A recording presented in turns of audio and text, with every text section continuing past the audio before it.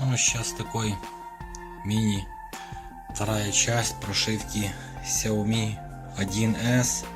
Вот, тут перемкнули, значит, контакты, прошивается, заливается прошивка.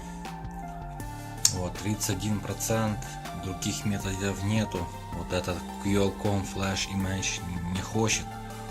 Вот только так пока. Ну, доливаю до конца. В телеке потом должно появиться, как бы частично, но уже зашито, и прошивка восстановится. Ну, пробовал разными подпайками, нашел там точки. Вот. Ну, думаю, если получится, видео будет продолжено. В конце уже запущу восстановленную эту приставочку. Вот. Ну и дальше уже продолжим.